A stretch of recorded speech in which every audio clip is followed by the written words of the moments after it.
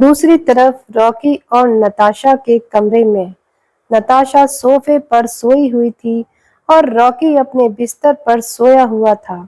नताशा सोफे पर बार-बार करवट बदल रही थी क्योंकि उसे सोने में काफी तकलीफ हो रही थी। सोफे पे आर्म से लेकर उसकी टांगों में दर्द हो रहा था। अचानक वह उठकर बैठ गई और फ्रस्ट्रेट होते हुए अपने आप से बोली, "ओह गॉड! मुझे तो नींद भी नहीं आ रही। अब मैं क्या करूं? इस पर तो सोया भी नहीं जा रहा।" नताशा धीरे-धीरे सोफे से उठकर बाथरूम की तरफ बढ़ने लगी। तभी अचानक उसके कदम लड़खड़ा गए और जैसे ही वह गिरने को हुई, उसे महसूस हुआ कि किसी ने उसे उसकी कमर से पकड़ लिया है। गिरने के डर से नताशा की आंखें बंद हो गई थीं, पर जब उसने अपनी कमर पर किसी के हाथ महसूस किए, तो उसने धीरे-धीरे आंखें खोली। उसने देखा कि सामने रॉकी का हैंडसम चेहरा था। नताशा हल्का पीछे की तरफ झुकी हुई थी। उसके हाथ रॉकी के कंधों पर थे और रॉकी के दोनों हाथ उसकी कमर पर। दोनों ही एक रोमांटिक डांस पोजीशन में एक दूसरे को देख रहे थे। कुछ पल के लिए दोनों की नजरें एक दूसरे से मिली। नताशा की आंखों में घबराहट थी, लेकिन रॉकी को देखकर उसे सुकून भी मिला। कुछ पल यूं ही रहने के बाद रॉकी ने अपनी ठंडी आवाज में पूछा, "क्या तुम ठीक हो? कहाँ जाने की कोशिश कर रही थी, जब पता है कि पैरों में चोट लगी है?" यह सुनकर नताशा ने लड़खड़ाती आवाज में बाथरूम की तरफ चेहरा करते हुए कहा, "मुझे सोफे पर नींद नहीं आ रही थी, तो सोचा बाथरूम जाकर फ्रेश हो जाऊं।" नताशा ने यह बात बड़ी मासूमियत से कही। उसकी आंखों में हल्की घबराहट थी। रॉकी साफ-साफ देख सकता था इस वक्त वह बेहद क्यूट लग रही थी, क्योंकि दर्द के कारण उसका चेहरा लाल हो चुका था। उसका गोरा रंग और छोटा-सा लाल चेहरा उसे और भी प्यारा बना रहा था। नताशा आशी से सिर्फ 2 साल बड़ी थी, यानी 20 साल की, लेकिन खूबसूरती में वह आशी से कम नहीं थी। अपनी माँ की तरह वह भी बेहद खूबसूरत थी। रुद्र की जान और अथर्व की लाडली नताशा की लाइट ग्रे आंखें उसकी खूबसूरती में चार चांद लगाती थीं। रॉकी कुछ पल तक बस उसके चेहरे को देखते ही रहा, फिर अपने ख्यालों को झटक कर उसने बिना कुछ कहे नताशा को अपनी गोद में उठा लिया और बाथरूम की तरफ ले गया। नताशा रॉकी की इस हरकत से हैरान थी, लेकिन उसमें आगे कुछ कहने की हिम्मत नहीं हुई। बाथरूम में लाकर रॉकी ने उसे धीरे से खड़ा किया और ठंडे स्वर में कहा, "जब फ्रेश हो जाओ तो मुझे आवाज दे देना, मैं बाहर ही हूँ।" इतना कहकर रॉकी बिना रुके वहां से चला गया। नताशा उसे जाते हुए देखती ही रह गई। वह समझ नहीं पा रही थी कि आज रॉकी उसके साथ इतना सॉफ्ट बिहेव क्यों कर रहा है। लगभग 20 मिनट बाद नताशा फ्रेश हो चुकी थी। उसने अपने बदन पर बाथरोब पहना और बाथरूम का दरवाजा लॉक करते हुए रॉकी को आवाज दी। नताशा की आवाज सुनकर रॉकी ने जैसे ही बाथरूम का दरवाजा खोला, सामने का नजारा देखकर वह शॉक हो गया। इस वक्त नताशा ने हल्के पिंक कलर का बाथरोब पहन रखा था, जो उसकी थाई तक था। नताशा के खूबसूरत खुले गोरे पैर बेहद अट्रैक्टिव लग रहे थे। उसके बालों से पानी टपक रहा था और इस वक्त वह काफी हॉट लग रही थी। रॉकी ने उसे इस तरह देखकर अचानक ही अपनी नजरें फेर ली। थोड़ा झुलझुलाहट के साथ उसने नताशा पर गुस्सा दिखाते हुए कहा, "यह तुमने क्या पहन रखा है? तुम ढंग के कपड़े नहीं पहन सकती थी क्या?" रॉकी की बात सुनकर नताशा ने खुद को ऊपर से नीचे तक देखा और कंफ्यूजन में बोली, "क्या मतलब ढंग के कपड़े? अरे मैं बाथरूम में कपड़े लाना भूल गई थी और बाथरूम में तो सब बाथरोब ही पहनते हैं। तुम इतना अजीब बिहेव क्यों कर रहे हो? प्लीज मुझे क्लोजेट रूम तक पहुंचा दो, मुझसे खड़ा नहीं होया जा रहा। नताशा की आवाज में दर्द था, जिसे रॉकी अच्छी तरह समझ चुका था। सच में नताशा से खड़ा नहीं हुआ जा रहा था। अब ना चाहते हुए भी रॉकी थोड़ा हिचकिचाहट के साथ उसके पास आया। उसने अपना चेहरा दूसरी तरफ घुमाते हुए नताशा को एक बार फिर ब्राइडल स्टाइल में गोद में उठा लिया। गिरने के डर से नताशा ने तुरंत रॉकी के गले में अपनी बाहें लपेट लीं। रॉकी नताशा को गोद में उठाकर क्लोजेट रूम की तरफ बढ़ा। इस दौरान नताशा को अपनी गोद में लिए हुए रॉकी काफी अनकंफर्टेबल महसूस कर रहा था। नताशा की खुली थाई उसके हाथों को छू रही थी। उसकी सॉफ्ट स्किन रॉकी के हाथों से महसूस हो रही थी और यह उसे न केवल अनकंफर्टेबल बल्कि अजीब सी गर्मी का एहसास करा रही थी। उसका गला सूखने लगा, लेकिन उसने अपने ख्यालों को झटकते हुए जल्दी से नताशा को क्लोजेट रूम में ड्रेसिंग टेबल के सामने बैठा दिया। फिर उसने क्लोजेट रूम से बाहर जाते हुए कहा, जल्दी रेडी हो जाओ, मैं ज्यादा देर तुम्हारा वेट नहीं कर सकता, मुझे नींद आ रही है। इन शब्दों को कहते हुए रॉकी काफी तेजी से बाहर चला गया। उसे इस तरह जाता देख नताशा को उसकी हरकतें बिल्कुल भी समझ नहीं आ रही थी, पर वह यही सोचकर बहुत खुश थी कि रॉकी कम से कम उसकी हेल्प तो कर रहा है, उसे इग्नोर नहीं कर रहा।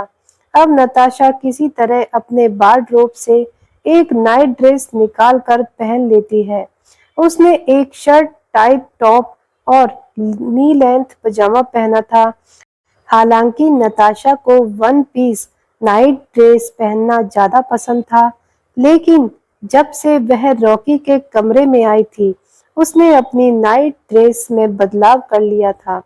वह जानती थी कि रॉकी इसे लेकर गुस्सा कर सकता है। नताशा के बाल अभी भी गीले थे और उसमें से पानी टपक रहा था। वह हेयर ड्रायर से अपने बाल सुखा नहीं पाई, क्योंकि उसे ड्रेसिंग टेबल पर चलकर जाना पड़ता। फिलहाल रॉकी ने उसे वार्डरोब क्षेत्र में बिठा दिया था। अब नताशा ने एक बार फिर रॉकी को अपनी मदद के लिए पुकारा। रॉकी रॉकी ने उसकी आवाज सुनी और एक बार फिर अंदर आया, लेकिन नताशा की ओर बिना देखे उसने उसे उठाने की कोशिश की। जैसे ही वह उसे गोद में लेकर बाहर जाने लगा, उसकी नजर नताशा के गीले बालों से टपकते पानी पर गई। रॉकी ने उसे वापस वहीं बिठा दिया और थोड़ी नाराजगी के साथ बोला, यह क्या हालत बना रखी है अपनी, तुमने बालों को ड्राई क्यों नहीं किया? इतनी रात को गीले बालों से पानी टपक रहा है, तुम्हारी तबीयत खराब हो सकती है, बिस्तर गीला हो सकता है, तुम्हें समझ नहीं आता क्या? नताशा ने रॉकी के गुस्से को समझते हुए घबराहट भरी आवाज में कहा, अरे इसमें मेरी क्या गलती है? तुम देख रहे हो ना, मेरे पैरों में मोच आई है और वार्डरोब जगह से ड्रेसिंग टेबल काफी दूर है। मुझसे एक पल के लिए भी चला नहीं जा रहा और ऊपर से तुम मुझ पर गुस्सा कर रहे हो। मुझे समझ नहीं आता कि मेरी गलती क्या है। तुम मेरे साथ इतने रूड क्यों हो रॉकी?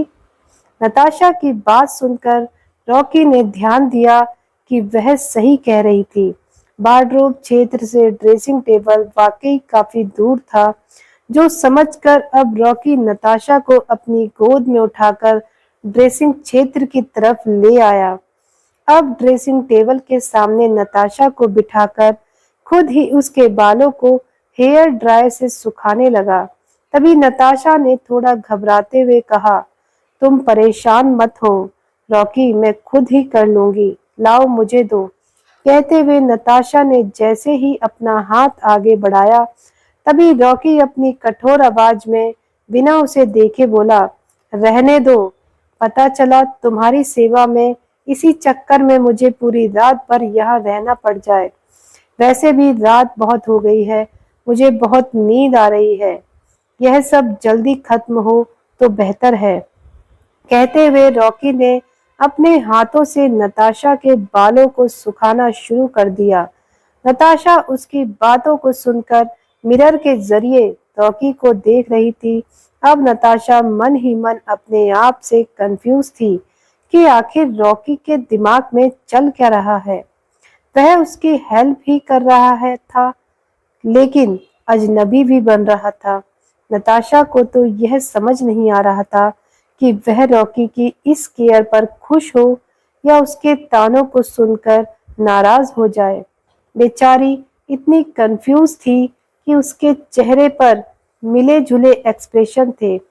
अब हेयर ड्राई होने के बाद रॉकी एक बार फिर नताशा को अपनी गोद में उठाकर वहां से जाने को हुआ। तभी नताशा ने रॉकी को रोकते हुए कहा, रॉकी, 1 मिनट रुको। रॉकी ने नताशा की बात सुनकर उसे वापस उसी जगह पर बिठाते हुए पूछा, क्या हुआ? तभी नताशा ने बिना रॉकी की तरफ देखे या उसे कुछ जवाब दिए बिना सामने ड्रेसिंग टेबल पर रखे हुए सिंदूर को उठाकर अपनी मांग में सजाया। यह देखकर रॉकी को नताशा पर गुस्सा भी आ रहा था और वह थोड़ा कंफ्यूज भी था।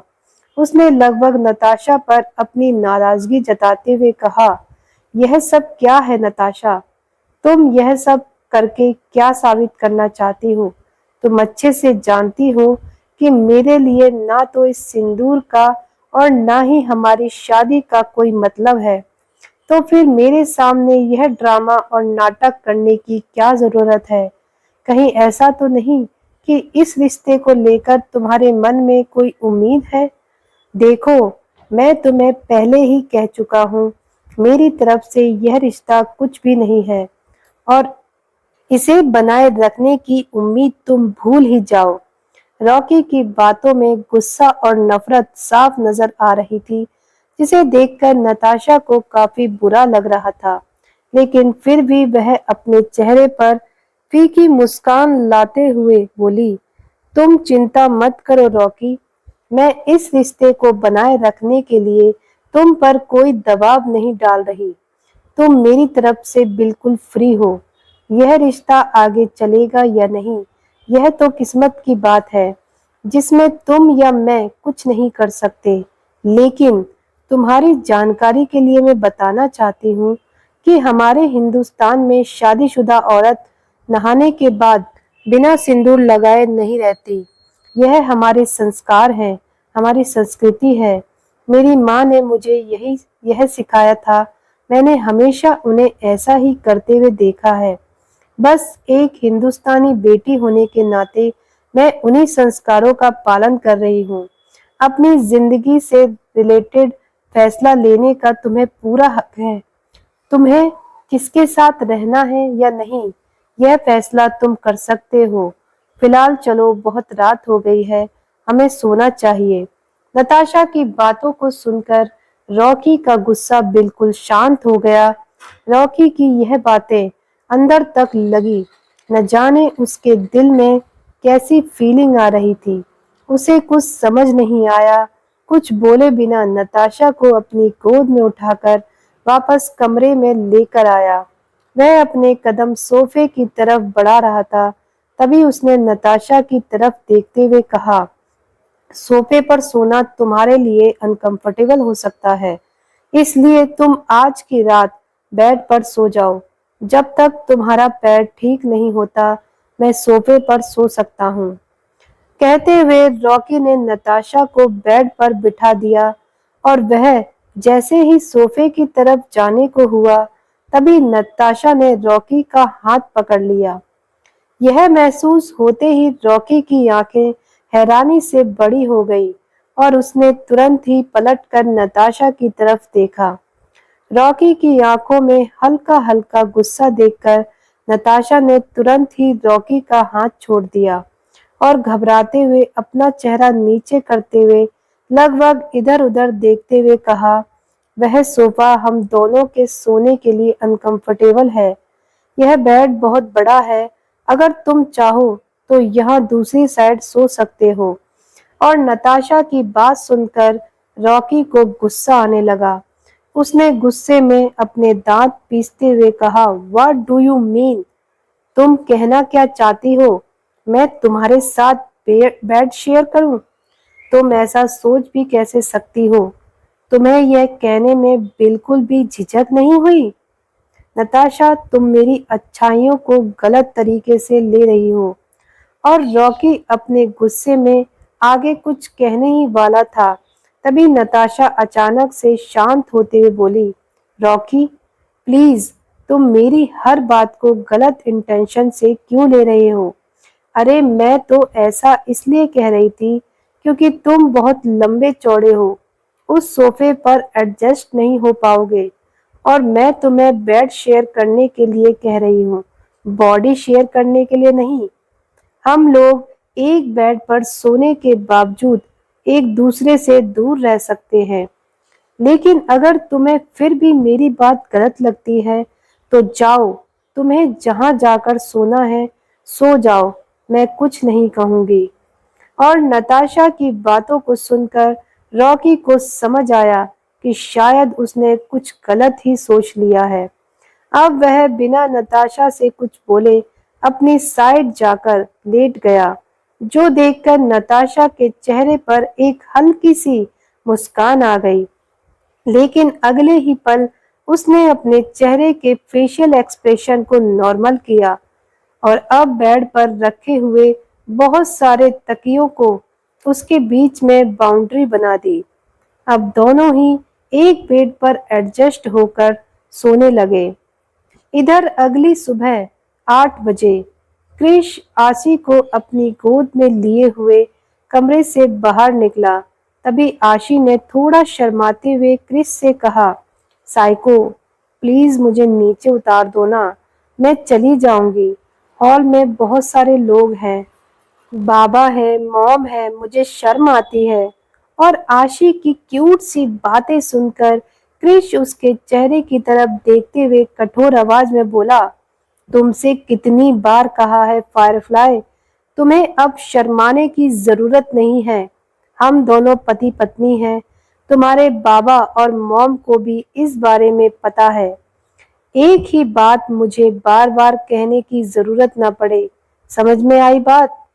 और एक बार फिर क्रिश की गुस्से भरी आवाज सुनकर आशी ने घबराहट के मारे आगे कुछ भी कहने की हिम्मत नहीं की। उसने शर्माते हुए क्रिश के सीने में अपना चेहरा छुपा लिया और उसके गले में उसके कॉलर को टाइट पकड़ लिया। क्रिश उसे शर्माते हुए देखकर अपने चेहरे पर कोई एक्सप्रेशन नहीं लाता, लेकिन कहीं ना कहीं उसे आशी की क्यूट क्यूट हरकतें अच्छी लग रही थी। अब दोनों ही सीढ़ी के रास्ते नीचे डाइनिंग हॉल में आए। क्रिश की गोद में आशी को देखकर एक बार फिर सभी लोगों की आंखें हैरानी से फटी की फटी रह गईं और सभी लोगों के चेहरे के एक्सप्रेशन तिरछी नजर से आशी ने भी देख लिए थे, जो देखकर उसका चेहरा लाल हो रहा था। वह तो बस शर्म से पानी पानी हो रही थी, लेकिन अब वह अपने खड़ूस और बेशरम पति से क्या ही बोले। नताशा आशी और क्रिश को साथ में देखकर बहुत खुश थी। अथर्व भी मन ही मन मुस्कुरा रहा था, क्योंकि वह अपनी बहन को खुश देख रहा था। राहुल और ऐना एक बार उन दोनों को देखकर शर्म से अपनी नजर नीचे कर लेते हैं। समर तो हमेशा की तरह उल्लू की तरह अपनी आंखें फाड़कर उन दोनों को देख रहा था।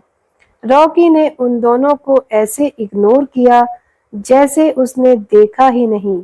गौरी भी आज डाइनिंग टेबल पर उन लोगों का ही इंतजार कर रही थी, क्योंकि कृष्ण ने बटलर से कहकर पहले ही उन लोगों के साथ में खाने के लिए इनवाइट करवाया था। निक अपनी आंखें बड़ी करते हुए अपने खड़ूस भाई को सुपर रोमांटिक होते हुए देख रहा था। गौरी और याना एक साथ बैठे थे। दोनों की नजर क्रिश और आशी पर गई तो दोनों ही थोड़ा शर्मा गए। डाइनिंग टेबल पर याना के बगल में राका भी बैठा हुआ था। दोनों में कोल्ड वॉर चल रही थी। दोनों के फेस एक्सप्रेशन देखकर साफ पता चल रहा था कि वह दोनों एक दूसरे को रत्ती भर भी पसंद नहीं करते। पर डाइनिंग टेबल पर कुर्सियां कुछ इस तरह अरेंज थी कि आउटर लोग साइड में बैठे हुए थे, बाकी जो इंसान हमेशा जहां बैठते थे वहीं बैठे थे।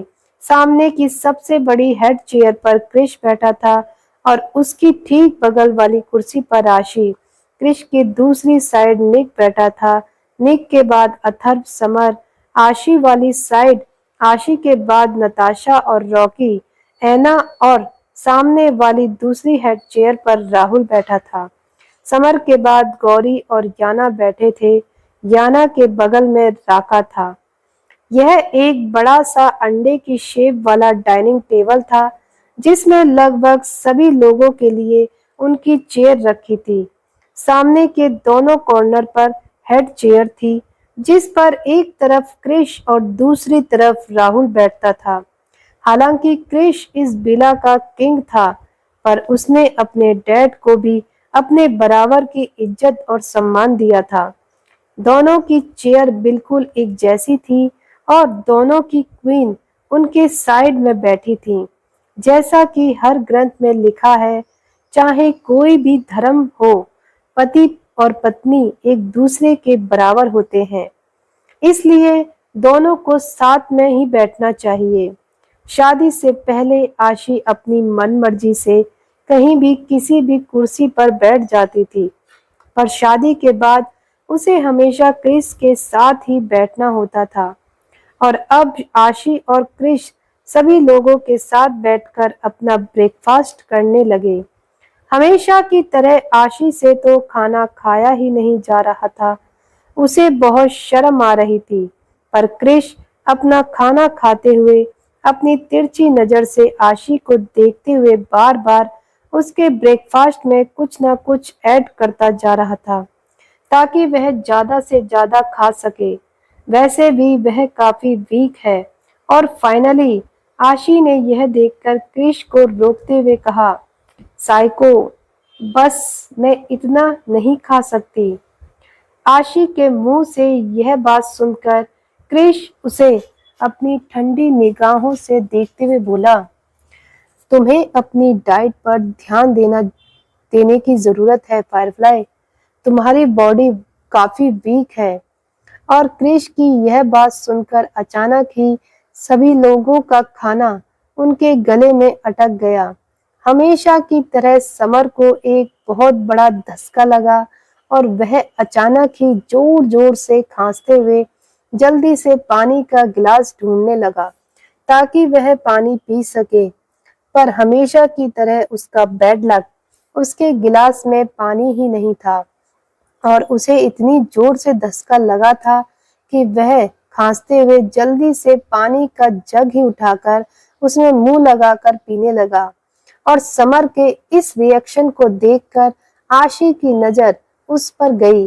वह बेचारी तो शर्म से जमीन में गड़ी जा रही थी। आशी ने सभी लोगों के सवालिया नजरों को अपने ऊपर देखा। उसे तो बहुत रोना आ रहा था। उसका बेशरम पति बिना सोचे समझे कुछ भी बोल रहा था, लेकिन तभी क्रिश सबके चेहरे के रिएक्शन को देखकर ठंडी निगाहों से उनके चेहरे की तरफ देखते हुए बोला, क्या हुआ? अपने दिमाग के घोड़े ज्यादा दौड़ाने की जरूरत नहीं है।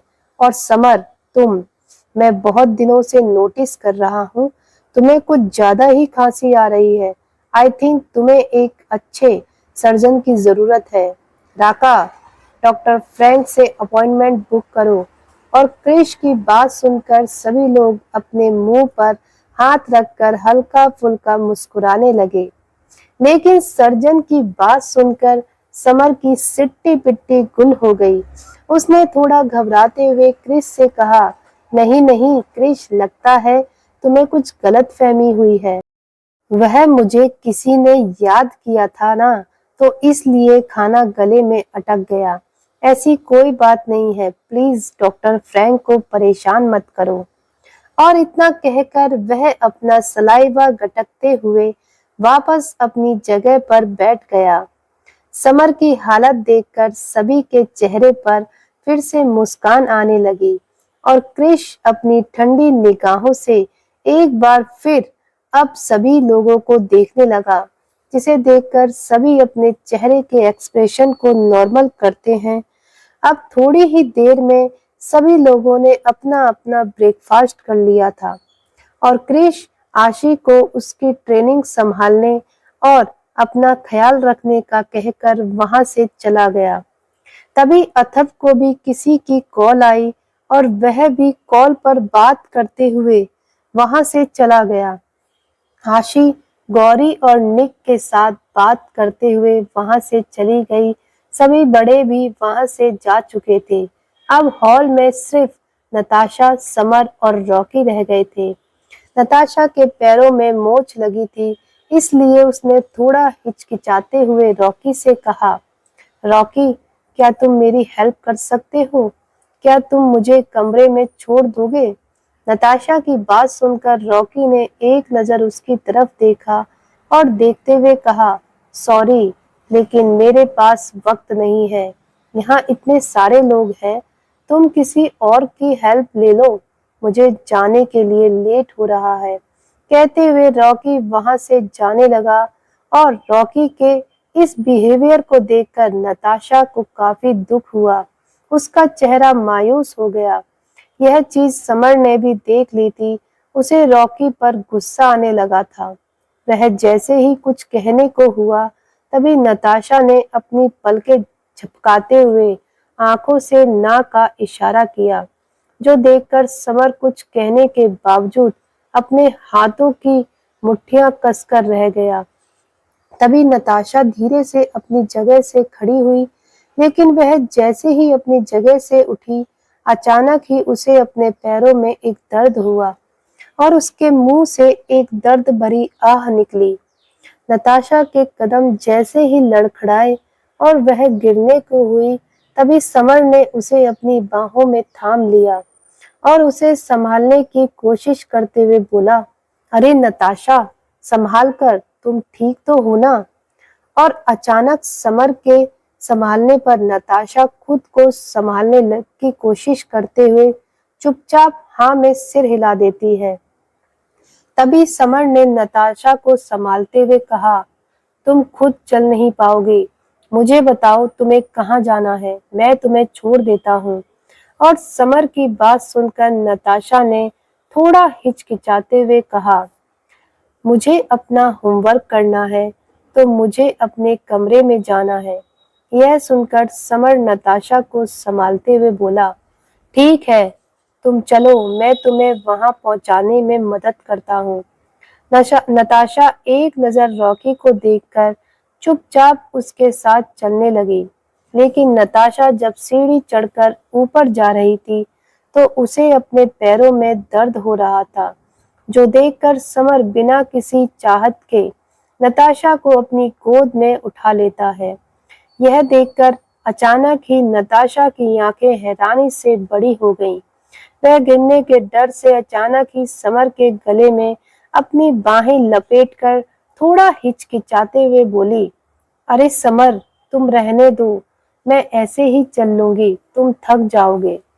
नताशा की बात सुनकर समर मुस्कुराते हुए अपने कदम आगे बढ़ाते हुए बोला, 10 किलो के आटे की बोरी उठाकर भी भला कोई थकता है क्या? मैं बहुत स्ट्रांग हूँ, तुम मेरी स्ट्रेंथ का अंदाजा नहीं लगा सकती। तुम्हें लेकर तो मैं पुशअप भी कर सकता हूँ। कहते हुए समर हंस दिया और नताशा के चेहरे पर भी हल्की मुस्कान आ गई। अब दोनों हल्का हंसी मजाक करते हुए वहां से चले गए, लेकिन रॉकी की नजर समर और नताशा पर थी। उन दोनों को एक साथ देखकर न जाने क्यों रॉकी को यह चीज अच्छी नहीं लग रही थी, लेकिन फिर भी वह अपनी फीलिंग को ना समझते हुए उसे इग्नोर कर वहां से चला गया। रात लगभग 8 बजे का वक्त था। नताशा दिन भर अपने कमरे में ही थी और बिस्तर पर बैठे हुए अपनी पढ़ाई कर रही थी। थोड़ी देर आराम करने के बाद उसका लंच और डिनर कमरे में ही आ चुका था। रात लगभग 9 बजे वह फ्रेश होने के लिए अपनी जगह से उठी और जैसे ही बाथरूम की तरफ अपने कदम बढ़ाने को हुई, अचानक उसके पैरों में एक बार फिर तेज दर्द हुआ। वह जैसे ही गिरने वाली थी, अचानक उसे किसी ने अपनी बाहों में थाम लिया। नताशा गिरने के डर से अपनी आंखें बंद कर चुकी थी, लेकिन जब उसे अपने दर्द का एहसास नहीं हुआ, तो उसने धीरे से अपनी आंखें खोलकर देखा। सामने रॉकी का हैंडसम चेहरा था, जिसे देखकर कुछ पल के लिए नताशा उसमें खो गई थी। तभी रॉकी यूं ही उसे अपनी बाहों में लिए हुए, लगभग थोड़ा सा झुके हुए, गुस्से में बोला, तुम संभाल कर नहीं चल सकती क्या? तुम्हारे पैरों में एक मोच क्या लग गई है? तुम्हें तो जैसे लोगों की बाहों में आने का मौका मिल गया। तुम अपनी यह हरकतें बंद क्यों नहीं कर देती? तुम्हें लड़कों की अटेंशन इतनी नीड क्यों है? रॉकी के मुंह से इन कड़वे शब्दों को सुनकर नताशा समझ नहीं पाई, लेकिन उसे देखते हुए बोली, क्या मतलब है तुम्हारा? तुम कहना क्या चाहते हो? रॉकी, मैं किसी मर्द की बाहों में झूल रही हूँ? नताशा के शब्दों को सुनकर रॉकी अगले ही पल उसे सीधा खड़ा करते हुए अपने गुस्से भरी नजरों से उसे देखते हुए बोला, मैं जो कहना चाहता हूँ तुम बहुत अच्छे से समझ रही हो नताशा, और तुम क्या करना चाहती हो यह बात मैं बहुत अच्छे से समझता हूँ। तुम शायद यह सब इसलिए कर रही हो ताकि तुम मेरी अटेंशन ले सको, या फिर समर की। तो मैं तुम्हें बताना चाहता हूँ कि तुम्हारी यह जो हरकतें हैं मेरे सामने नहीं चलेगी। हाँ, समर जैसा बेवकूफ लड़का जिसे हर वक्त गर्लफ्रेंड की नीड है, वह भले ही तुम्हारी इस ट्रिक में आ जाए, पर मैं नहीं। और अगर तुम्हारे दिमाग में कोई प्लान चल रहा है तो बेहतर होगा कि तुम उसे यहीं स्टॉप कर दो। मुझे कोई फर्क नहीं पड़ता तुम किसके साथ हो और किसके साथ नहीं। बस मैं तुम्हें इतना कहना चाहता हूँ कि तुम मुझसे दूर रहो। तुम फिलहाल मेरे कमरे में हो और इंसानियत के नाते मैंने एक दो बार तुम्हारी मदद कर दी, पर इसका मतलब यह नहीं है कि तुम मेरे लिए कोई भी फीलिंग अपने दिल में रखो। तुम अपने काम से काम रखना, समझ में आया तुम्हें? अपने शब्दों को कहकर रॉकी गुस्से से बाथरूम की तरफ चला गया और नताशा उसकी बातों को चुपचाप सुनती रह गई। वह तो उसकी बातों को का मतलब भी समझ नहीं पाई। आखिर रॉकी कहना क्या चाहता था, लेकिन नताशा को सिर्फ इतनी बात समझ में आ रही थी कि रॉकी जो भी कह रहा था उसके लिए अच्छा तो नहीं कह रहा था। रॉकी की कड़वी बातें सुनकर उसकी आंखों में आंसू आ गए थे, और इधर दूसरी तरफ रॉकी शावर के नीचे खड़े होकर अपने गुस्से भरी लाल आंखों से मिरर में खुद को घूरते हुए बोला, मुझे कोई फर्क नहीं पड़ता उसके यहाँ रहने या ना रहने से। हम दोनों का कोई रिश्ता नहीं है। वह चाहे कुछ भी करे, आई डोंट केयर। इन शब्दों को कहते हुए रॉकी न जाने क्यों गुस्से से दहक रहा था। उसे खुद नहीं समझ में आ रहा था कि यह चीज उसे इफेक्ट भी कर रही है या नहीं। इधर दूसरी तरफ आशी अपने कमरे में क्रिश के आने का इंतजार कर रही थी, और तभी उसके पास एक मैसेज आया। यह मैसेज क्रिश का था। इसे पढ़कर आशी के चेहरे का रंग फीका पड़ गया, क्योंकि क्रिश ने इस मैसेज में लिखा था कि उसे आने में देर हो जाएगी, आशी खाना खाकर सो जाए। और यह मैसेज पढ़ने के बाद ना चाहते हुए भी आशी ने अपना डिनर कमरे में ही मंगवाया और डिनर कर लिया। लगभग 1 घंटे बाद, रात करीब 10:30 बजे, डिनर करने के बाद आशी बिस्तर पर लेटकर सोने लगी। थोड़ी ही देर बाद वह गहरी नींद में सो चुकी थी। दोस्तों, जुड़े रहिए क्रिश और आशी की लव स्टोरी की कहानी के साथ। आप लोगों को कहानी कैसी लग रही है आप लोग कमेंट करके ज़रूर बताइएगा। आगे की कहानी पढ़ने और सुनने के लिए जुड़े रहिए हमारे साथ हमारे चैनल DL हिंदी स्टोरी पर। दोस्तों, वीडियो को लाइक और अपना कमेंट अवश्य करें। धन्यवाद। दोस्तों, इसके अलावा अगर आपको कोई और वीडियो चाहिए तो आप लोग प्लीज़ कमेंट करके ज़रूर भेजें। ज़्यादा से ज़्यादा कमेंट वाली वीडियो हम आपके लिए ज़रूर डालेंगे। धन्यवाद।